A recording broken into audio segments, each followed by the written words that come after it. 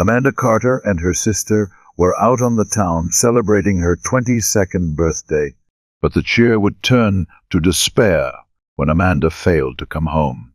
The description given was that, "Do you drive it at a head like a bastard peg?" Her hands were raised above her head like that. This is a real potential suspect. I mean, how many people with red beards would be wandering around Harbor? Somewhere along the line he would make a mistake or somebody would give him up. You prove if you think I did it, you judge me. And if it wasn't Mandy, where did Mandy go? And he was interviewed as to whether they take sexual intercourse, and he said he hadn't. When Amanda Carter disappeared, for Killer thought he'd got off scot-free, but he hadn't considered the future. A revolution in forensic science was about to happen, and a team of detectives had a very long memory. Mr. Carter had reported his daughter missing to the police, and they were concerned about her safety, basically because it wasn't in her nature to not go home of an evening. They told us that Mandy and Debbie had gone out on a Saturday night to celebrate Mandy's birthday, which was on that following Monday. That they were very close-knit family. Mandy, Debbie, and Brenton still lived at home. Very nice environment for a young girl to grow up in. A very loving, warm family, and normally we wouldn't be that concerned about somebody aged 21 not arriving home, but they assured us that she regularly came home. We went through her belongings there to see, for example, there was any clothing missing, bags missing, bank books missing, which would indicate to us perhaps that she'd run away or wasn't going to come home that night, but there was nothing to indicate that. So the warning bells rang fairly early in the piece, and it didn't seem to be just a normal missing person. Immediately, police started to piece together what they could of Amanda's last movements. Debbie, who the sister we spoke to, she told us that they'd been to a number of hotels and before they had been enjoying themselves. In the evening, they'd had a little bit to drink, and after midnight when they were down at the Hope and Anchor, Debbie didn't have a very good recollection at all of what she did, who she was with, and where her sister was. A lot of people had talked to Mandy Carter, but there was nothing to suggest that she was going to do anything out of the ordinary. Everybody that we spoke to that knew her said that they thought she would go home by a taxi, and that was the usual method of getting home. So we started making inquiries with taxi companies just to ascertain as to who was working that night. I was driving cab 99 in and around the Hobart area. It was a rather busy night. I told police that I'd seen a figure hunched up in the doorway of the old CML building at around about 3 o'clock in the morning. In fact, a number of taxi drivers reported the same sighting. Nobody could say for sure that was Mandy Carter. A lot of people said it looked like her, and it seemed a logical taxi rank for her to go. However, the times of the sighting was varied, between 1:30 and 3:30 am. But about 3 taxi drivers said that they saw a yellow taxi at the front of the cab stand, and in the area where this girl was sitting on the steps. One of the taxi drivers had seen a taxi driver go up to the seam mill steps and pick up a handbag and throw it into the taxi. This taxi was right in front of him, so he identified that taxi. It was Cub 58, picked up a handbag that was obviously an Avenue inquiry we wanted to seriously look at because Mandia had a handbag with her, so there was a possibility that this handbag belonged to Mandy Carter. One cab driver even suggested to us that he thought that the girl sitting on the steps actually got into that cab and the cab drove away. Now, if that was the case, we may have Mandy Carter leaving the CML steps, and it was important that we got hold of that taxi driver as soon as possible. Amanda Carter's 22nd birthday dawned. She had been missing for 24 hours. Police began searching Hobart for any sign of her. They were also on the lookout for a yellow cab number 58. The yellow cab was owned by a local Wayne Highland. I think it was about the only yellow Falcon on the raid at the time as a taxi. And about 5 o'clock, we actually found him out at the airport. So John Blue and I went out there, immediately phoned Highland with his cab, and When we opened the boot, we found a home bag in the boot. He told us that he'd found out at the CML steps on the Sunday morning, and he had intended to had it enter the cab office, which he hadn't done. If she's got Mandy's handbag in the car, where was the potential that Mandy was in here as well? So he must know something. We thought, this is a real potential suspect. Amanda Carter had been missing for 48 hours when police found what they believed was her handbag in the boot of a yellow taxi. That taxi was impounded, and the driver, Wayne Highland, was now being questioned. We spoke to Highland at the police headquarters. He told us that Saturday night, Sunday morning, he'd been at the GPA. He'd spoken to a female there who has been sitting on the steps and asked if she wanted a cab. She said she didn't, and she was waiting for a friend. He then got back into his cab and drove around to the cab rank in Murray Street, outside Mare. They're there to Windermere. And he came back into the city, went back to the GPO, and he then said that he went up to the steps again and there found a handbag. This was the handbag that we found in his car, the woman that he'd spoken to on the GPO's steps. He wasn't obviously able to identify as Mandy Carter because he didn't know her, but from the description that we gave him, he said it could have been her. Was the girl he saw Amanda Carter? And if so, who was she waiting for? More importantly at this stage was the bag picked up by the taxi driver, that of Amanda's. We were pretty confident was going to be Mandy Carter's handbag, but there were no credit cards. No identifying things in the handbag at all, but it was very similar to the handbag that had been described as being Amanda Carter's handbag. So we went down to Taruna and spoke to Mr. and Mrs. Carter, and Debbie showed them the handbag, and to our bewilderment and astonishment, they said no, it wasn't her handbag. They were quite adamant about it, and we said, well, we think it is. And they said, no, sorry, it's not her handbag. And we know her handbag, and that's not it. So straight away we gave a lot of mudia, and we said, here's a handbag. We want to know whose it is. Detectives have interviewed the taxi driver who found the handbag, and who had previously talked to the woman asking her if she needed a cab. The woman is a similar appearance to Mandy Carter, and police urgently want to talk with her. We looked at different scenarios. One possible scenario was that she'd picked up the wrong handbag when she left the Hope and Anchor, and somebody else had Mandy's handbag. But if that was the case, nobody came forward with Mandy's handbag. Another scenario was that Mandy Carter wasn't on the CML steps at all, and that there was some other female, and who was she? And if it wasn't Mandy, where did Mandy go after she left the open agent? Luckily, Amanda's sister Debbie started to recall events of that night at the hotel. Debbie was able to recall that she and Amanda departed from the Hopanaka Hotel the early hours of the 27th in company with two male companions. They accompanied these two unknown men up my quarry street. We think that they walked separately, Mandy walking with 1 mile and Debbie walking with the other male. She believed that when they reached the mall area, they parted, and she assumed that Amanda was going to the taxi rank to catch a taxi en route home. So it was absolutely essential to identify these two men, because it may well have been that Mandy had gone with this man and that he was the first responsible for her disappearance. We had various descriptions, but in essence, they were people that were in their 20s, and one was described as a man with a beard. We're very lucky, and someone says, because one of the guys that are a bright red beard. So, basically we passed the media with calls of help to try and get these guys. As far as we knew, she may well have gone with them, and she may not have been on the taxi stand at all, or she may have been on the taxi stand and then decided to leave with one of those two fellows, and she may be still with. This could well have been the person the taxi driver had said Amanda had been waiting for. But like the owner of the bag, the bearded man didn't come forward. Last night, Herb out on his headquarters, which board was jammed with calls. Immediately after, The Attorney General Brian Miller announced on television that the state government had offered a reward of up to $10,000 for information on Miss Carter's whereabouts.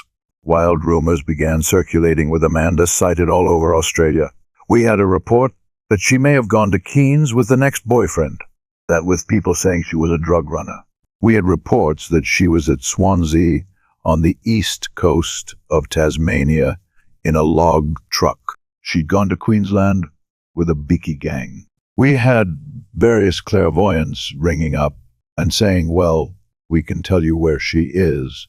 And all these ridiculous propositions that one way or another you probably got to follow up, because you've got to be in a position to say, yes, that's been followed up and we're satisfied there's nothing in it. Amanda's father, Don Carter, the past week has been desperate. Anybody who could throw any light or have seen anything that may be a bit unusual, just to come forward and tell the police. You got some information for me, have you? After about 6 days of the investigation, we received an anonymous call at police headquarters to say the 3 well-known criminals had left the state on the Sunday afternoon. She went missing on the early Hazza Sunday morning, and that dad left the state and she'd gone with him. And they had left and they were due to report on bail conditions on the Monday, and on the Monday they didn't report for bail conditions. We thought that that was a real possibility, that perhaps she'd gone with them. She may have been abducted. Amanda Carter had been missing now for over a week. Police had information she may have been abducted by 3 known fugitives who had fled the state. We received a call from the police in Mackay in North Queensland, and they said those fellows that have absconded bail in Tasmania. We found them in a styling car in Mackay, and we've got them in custody. I went to Queensland, and after interviewing them all, I was quite satisfied that they went involved in the disappearance of the girl. They even admitted committing a crime on the Saturday night, that she went missing, and in fact, they were terrified that they were looked on as Keith's suspects. Another lead down, and the police was still no closer to finding Amanda Carter or the 2 men last seen with her at the Hope and Anchor Tavern. The 2 mystery men still kept coming up in her inquiry. We had to try and identify them. We just weren't able to. It was just bizarre that this go with the broad red bed could have flipped away and nobody knew who he was. They were crucial, because they were probably the last 2 people to see Mandy and Debbie after they left the Hope and Anchor. We certainly were concerned about it because we thought we'll live. They've got nothing to hide. Why wouldn't they come forward? As detectives continued their search for these 2 main witnesses or prime suspects, the results from the forensic examination on the yellow taxi were coming in at the time it was impounded. Police believe the brown bag found in its boot had belonged to Amanda Carter.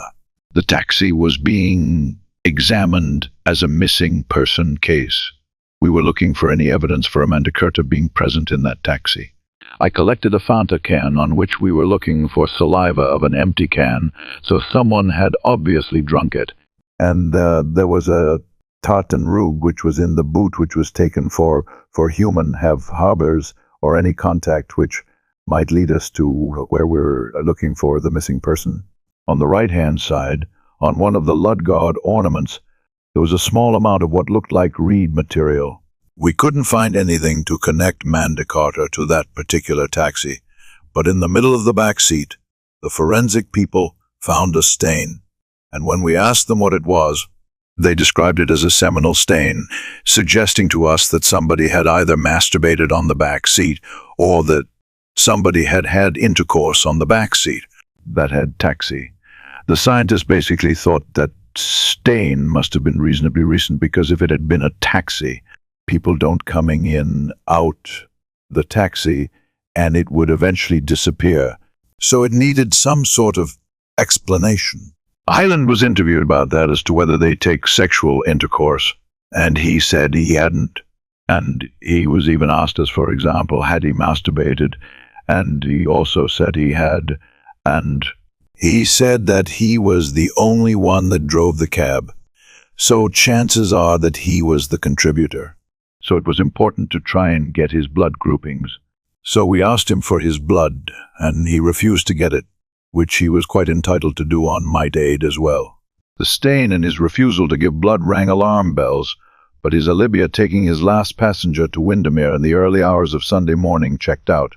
We eventually found the woman, and she confirmed that she had been taken home by a taxi driver in a car, some of the Highlands, and that he fitted the description, and that was consistent. So that took the heat off him a little bit, and we had to look at alternatives. A revised idea to get picture was issued by police today, who hope the man may be able to add to Debbie's statements. After more than a week's search, police say they're both frustrated and baffled by the disappearance. Attention was back on Debbie, Amanda's 19-year-old sister. Debbie was traumatized. Of course, it wasn't her fault, but she did in some degree blame herself. If they had remained together, she would have been safe. It was really frustrating, the fact that Debbie wasn't able to give us any information, a very limited amount of information. In desperation, the police asked Debbie to undergo hypnosis. We had been working really long, 17, 18 hours a day, and the hypnotherapist was talking in a very monotone voice. My regulation is myself, and John Blue went to sleep. But it was worth a try. We didn't achieve a lot, but it was worth a try, and at that stage we were trying every avenue to try and get a lead. So we thought just a small thing may have helped us in the investigation. It didn't happen. Then 2 weeks after Amanda disappeared, the police got a breakthrough. This young fellow at Tudor on the west coast of Tasmania picked up a week-old newspaper and saw what he thought looked very much like him as a dedicate picture in the paper. Contacted police, and he was our man. It was a major breakthrough when we had the two people come forward and say, "Excuse me, but we are the people that you're looking for." They were Stanley Heavens and was to gather it. One had a red beard, so they were quite sure that they were the people. Both men had left Hobart on the Sunday and had claimed to have no knowledge of Amanda's disappearance. But they recalled everything that occurred, and they said, yes, we went to the Hope and Anchor. We met Mandy Carter and his sister Debbie, and we talked to them at the Hope and Anchor, and afterwards we left with them, and they said they put the time at about 2:30. They said they walked up Macquarie Street. Lester Gabbard said that he was with Debbie. Stanley Heavens said he was with Mandy. Stanley Heavens decided to make a phone call home to his parents in Victoria, so he leaves Mandy to make the phone call, and he's talking to his mum for perhaps about 15 minutes. He says when he goes back, man, he had gone. He's all right. We actually went to Victoria and spoke to his parents, and they verified that they received the call in nearly hours of the morning. Gavette took it a step further because he said prior to leaving the GBO, he actually had a conversation with Minnie. He yelled out to it across the road. Now that stage, she was intending to catch a taxi home. Yeah, then we'll see you lad okay. Why, that gelled pretty well with what we knew virtually said to us. The female on the Seymour steps opposite the GBO was an all probability mandicata. So we had a time and we had an intention, and I think after that, that directed our investigations in a certain way, and that way was along the lines of what we first thought that she probably got in the taxi. Amanda Carter had been celebrating her 22nd birthday. At approximately 3 a.m., she separated from her sister and the two men she had been celebrating with to catch taxi home. Numerous cab drivers had seen a woman matching her description near the taxi rank. Some believed she had got into the taxi owned by Wayne Hyland. You were aware that Hyland had previous convictions for assault and stealings and burglaries, but nothing of a serious nature. Here was basically what I would call a small-time crook, a bit of a sleazebag, arrogant. I would call his attitude an arrogant attitude, and 30 copied. But the police had nothing to link Hyland to Amanda's disappearance, except a suspicious stain on the back seat of the cab that was now providing some new information. It's a possibility that stain on the back seat of the taxi was just from an active masturbation, and all you would find would be a sperm. But there was a female component, and when you see that, you know you've got a compound stain. The forensic people thought that there were two separate blood groupings in that particular stain. The contributors were a male and a female, so that we deduced from that, and we thought it was reasonable that probably a male and female had intercourse on the back seat of that taxi. But at the time we took samples from the taxi, we didn't have a sample from Amanda. We didn't have a body or anything. So basically, there was nothing to do with comparison with Wayne. Harland had already refused to give a sample of his blood for comparison testing, but the detective decided to question him again in what they described as a robust interview over a period of 4 or 5 hours. He was interrogated, he was interviewed, he was spoken to, he's conferred with all manner and means in relation to information was put to him. He emphatically denied any knowledge of Amanda's whereabouts. He was adamant that he hadn't picked up Mancarto. He was adamant that he never had her in his taxi. He still couldn't explain these staying on the back seat. How did the Samuel stains appear on the rear seat of your vehicle, be it a taxi or a private vehicle? He says, I've got no idea who did you lend the vehicle to. Has anyone else been in possession of the vehicle? All those type of questions. He had the opportunity to say, yes, I laid it to a guy. I can't remember his name. He's a mate. He wanted to borrow it for a cover, but he didn't say that. He asked every question, gave an answer, but I had no doubt that he was telling lies, but we couldn't move it. He admitted what he had to admit to, so he didn't volunteer any extra information other than what he thought we knew. I was just convinced I had that gut feeling that he was responsible for the disappearance of Amanda Carter. Police closely looked at Hyland's movements from the time he had taken the fare to Windermere, and then picked up the brown bag at the steps where Amanda Carter had been seen. He said after that was when he finished duty. He had filled up his and then went to sleep at Windermere Beach, but there were no witnesses to his sleeping arrangements that night. But he had been seen at the petrol station. 2 other taxi drivers saw Gerald Wayne Hoyland, the cab driver known as Wayneland or Fatty Wayne, at the service station, and he appeared quite nervous and jumpy, and they asked him what was wrong. At one stage he told another taxi driver to piss off. This was about 3:30 am, and the station was only minutes from where Amanda Carter had last been seen at the taxi rate. He was very much a very, very strong suspect. Then, on the 11th of September, late in the afternoon, I received a call to say that there had been a body found. It was a body of a young female, and it was strongly suspected that it may have been Mandy Carter. The body was found here very late yesterday by a trout fisherman along the end of a dead-end road, Riverside Drive, which runs along the Derrent River. It's near Bridgewater, about 20 kilometers from the GPO, where Mandy Carter was last seen alive 45 days ago. The position of the body was face down, and the area indicates that it would have been impossible for the body to have floated down the river. In other words, it's almost certain that she was dumped here. At that stage, the tide was out and she was basically on recently dry area. Her hands were raised above her head like that, as if someone had actually pulled her along. The body was partly undressed, which indicated perhaps to us that something had actually occurred sexually. And, at first light today, forensic scientists began their detailed examination. Police had to wait until the high tide before lifting the body out. The body was taken up by the mortuary ambulance and conveyed to the mortuary in the Royal Habit Hospital. When it was there, one of the family friends came in and did the identification. She said, yes, this is the body of Amanda Carter. We got a pathologist report not long after that, and there was damage to the mouth, suggesting that somebody had punched Mandy in the mouth and had probably bended her unconscious in an attempt had made the strangler. But strangulation was not the cause of death. Amanda Carter had drowned.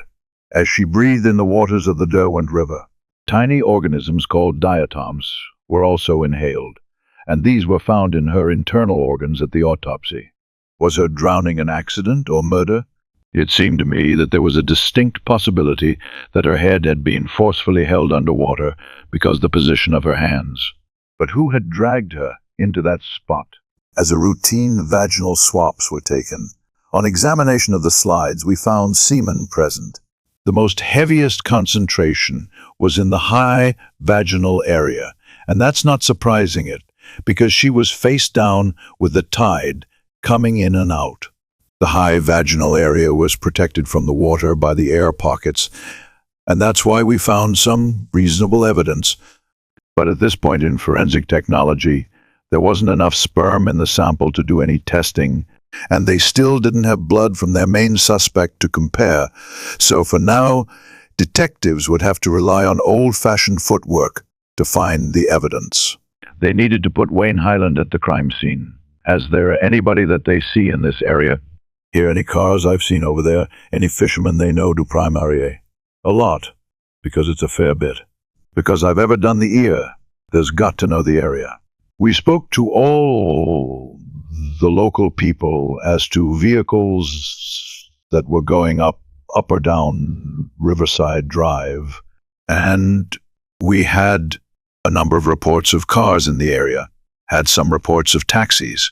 There was one report that a cab has been seen along there, and the description given by the person was that the driver had a head like a bastard pig, which I think fitted Highland quite well.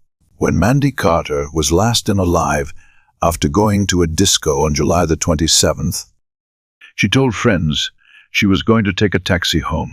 Well, we at least know now in which direction the offender has taken, and there doesn't seem to be any doubt that she's been driven to this area.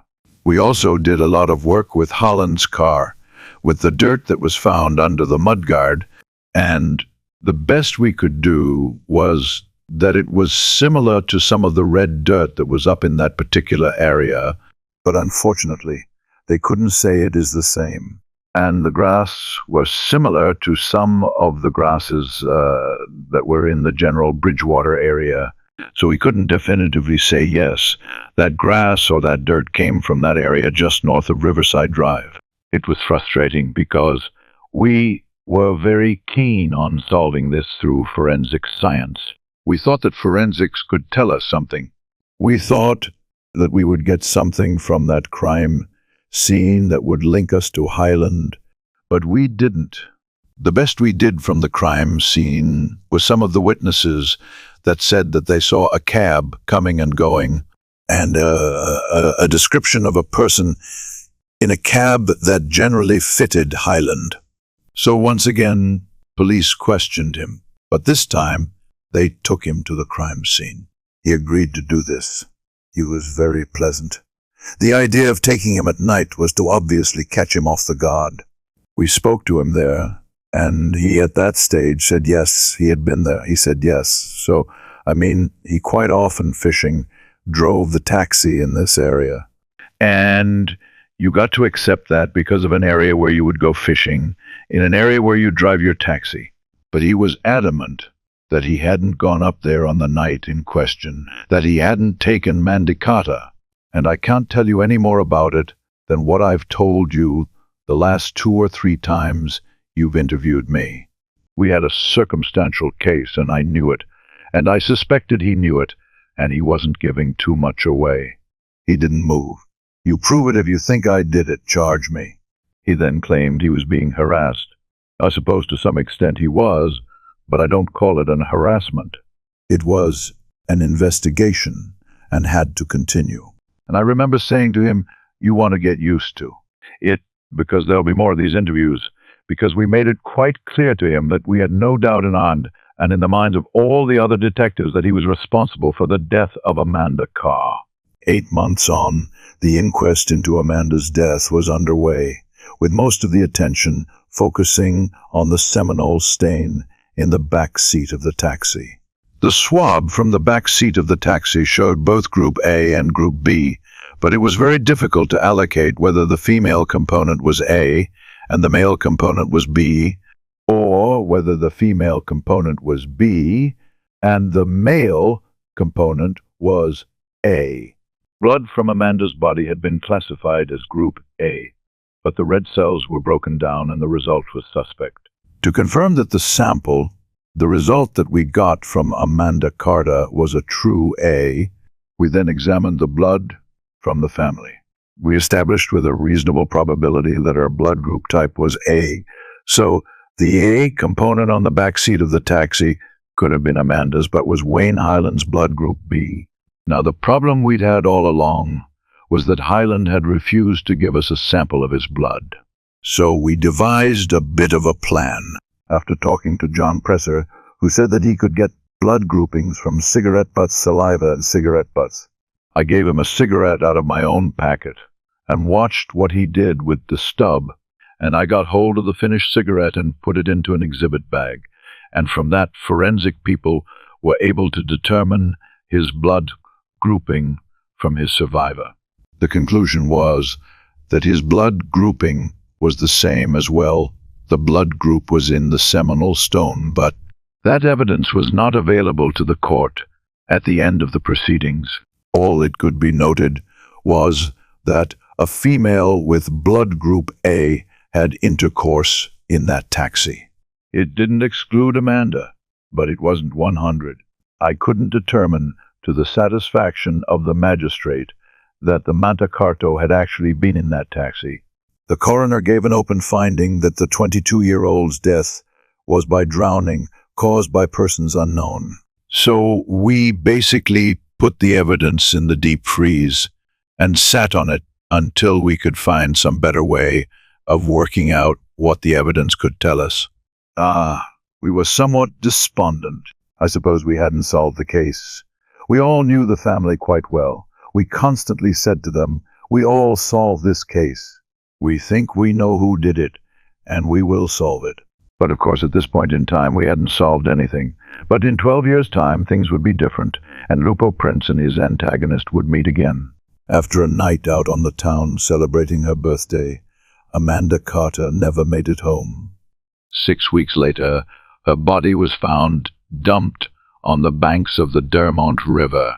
Police were convinced that Wayne Highland was responsible for her death. The stain on the back seat of his taxi indicated that Amanda might have been there, but it wasn't definitive. We always worked on the theory that perhaps one day we were able to analyze that material, and it might tell us a lot more than 2 blood gropings, which is what it was selling us at 9.80, and we were hoping that somewhere along the line Wayne Highland would make a mistake, or somebody would give him up, or something that would happen. That wish came true. 13 years after Amanda disappeared, there was a revolution in forensic science.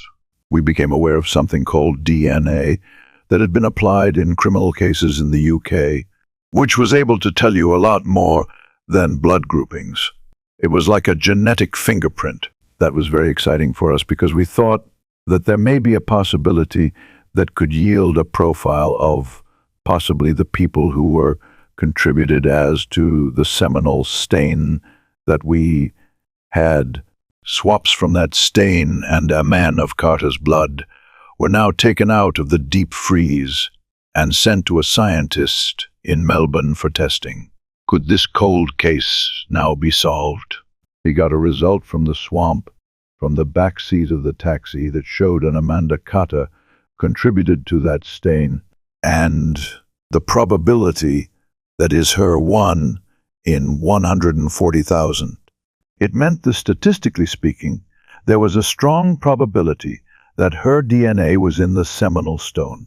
In other words, he was virtually putting her in the taxi. This is really exciting stuff. And then, all the youths had gone by, and we perhaps have got our man. It was time to catch up with their favorite suspect, now living in Melbourne, he thought. The local detectives brought him in to discuss some issues connected with a bogus charity scam he was involved in. Then Lupo Prince entered the room. He saw us. His face went quite grey, actually, and he was shaking. And I said, "Remember me, as you're aware, I'm Sir Penutendent Prince, this respective below. I have been promoted there a few times." Actually, after that, we exchanged pleasantries, I suppose you could say, and we put all the allegations to you months ago. Could you have had any course of something in the back seat of that taxi on that day?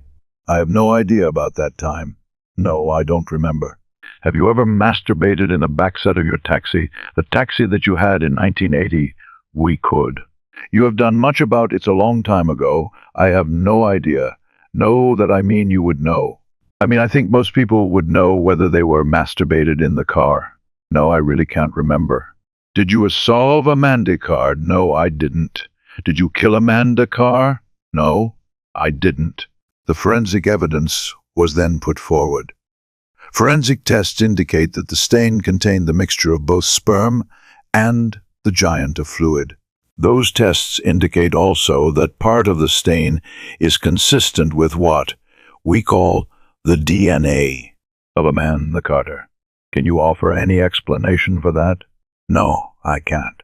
Are you quite sure that on no occasion that you had sex with Amanda Carter on the back seat of your text, would you be prepared to provide a sample of your blood for scientific analysis? We had the same question 10 years ago, and I was told not to give it. Then, do I answer, to watch it now? I don't know, to see before I do anything. Of it now? Is there anything else? Mr. Holland, that you want to say about this particular investigation? I just about had enough of it. He han't let up on me because it's a danger. You hounded me. Look, you're going to do it again. I had nothing to do with her game mission through a disappearance or a death or anything else. I understand the position you're in, Dew, but I don't know where you got to pick a mate. I think he was conscious then that the investigation was on gain. I suppose you thought, after going to 2 different states and 30 years down the track, he was a free man. He thought that the police wouldn't chase him anymore, and he'd got far enough away.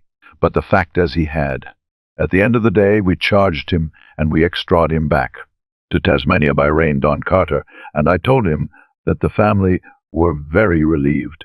But finally, after all those years that he had been charged, once arrested, police finally had the authority to take a sample of Wayne Highland's blood, and there was no surprise.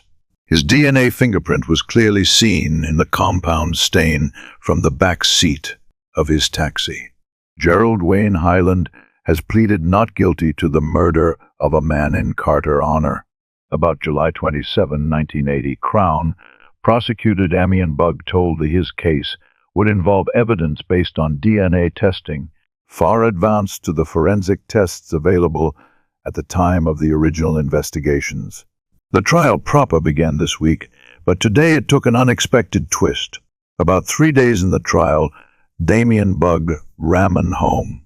I think his words were, "You've got him, mate. You've finally got him." And I said, "What do you mean?"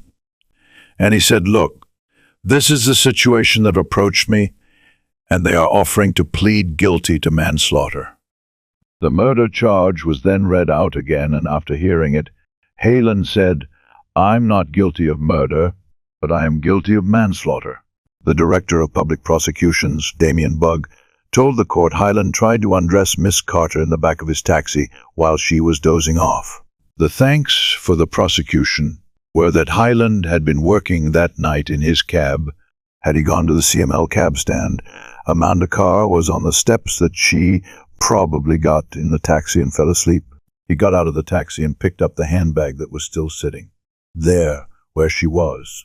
He drove to North Havre, and that's when he was seen by the other taxi drivers at the service station in North Havre.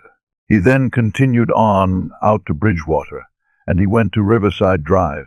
He then had sexual intercourse with her against her will. In other words, she was raped on the back seat of that taxi.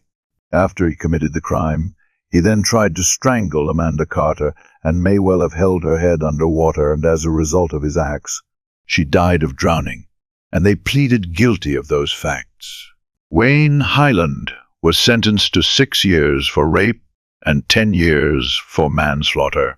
A detective, when he becomes involved in a case which is so very personal as this one was, it becomes a part of you, and it was extremely satisfying that we had our man. I've only spoken briefly to Mrs. Carter. Obviously, she's very relieved. She indicated she didn't want to speak to the media, but I'm sure the family are greatly relieved now that's all over and done. Tragically, Don Carter died just before the trial, and he never got to know that Hoyland was convicted of the crime, so that was very soon. But for those of us that were there, were still working, it was a very satisfying result because we felt we'd kept there, honored our commitment to the family. But in 2001, 8 years into his 16-year sentence for the rape and manslaughter of 22-year-old Amanda Carter, Gerald Wayne Hyland was granted parole. Now, basically, 8 years per person's life is very poor in the sense of punishment. He's still wandering around right now. Mandy Carter's not.